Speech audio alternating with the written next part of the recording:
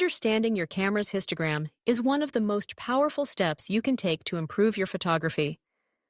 The histogram is a visual representation of the tonal values in your image, showing how the pixels in your photo are distributed across brightness levels, from deep shadows to bright highlights. By learning to read and interpret this graph, you can ensure that your photos are properly exposed, with as much detail preserved in both the darkest and brightest areas as possible. When you look at your camera's histogram, you'll notice a graph stretching from left to right. The left edge represents pure black, or shadows. The right edge represents pure white, or highlights. Everything in between is the midtones, those crucial details that give your image depth and realism.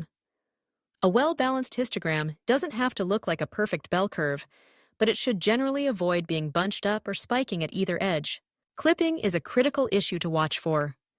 When you see spikes running up the left edge of the histogram, it means that parts of your photo are so dark that no detail is recorded. These areas are known as clipped shadows. They'll appear as pure black in your image, and once detail is lost there, you can't recover it in post-processing. Similarly, if the histogram spikes at the right edge, you have clipped highlights.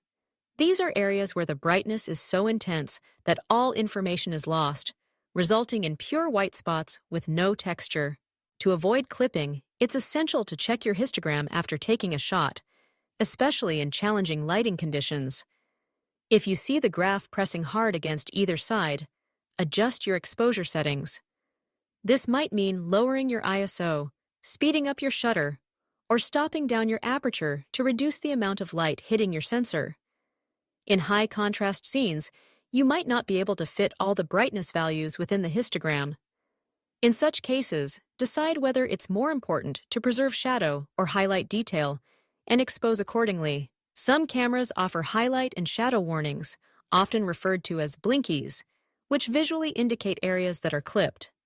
These can be helpful, but the histogram provides a more comprehensive overview. Remember, a histogram that's mostly bunched up in the middle may indicate a photo that's a bit flat or underexposed, while a histogram that stretches nicely across the range without touching the edges usually means a well-exposed image. Understanding histograms also helps when shooting in RAW format. RAW files capture more data than JPEGs, giving you greater flexibility in post-processing. However, even RAW files have limits. If you severely clip highlights or shadows, no amount of editing can bring back missing detail.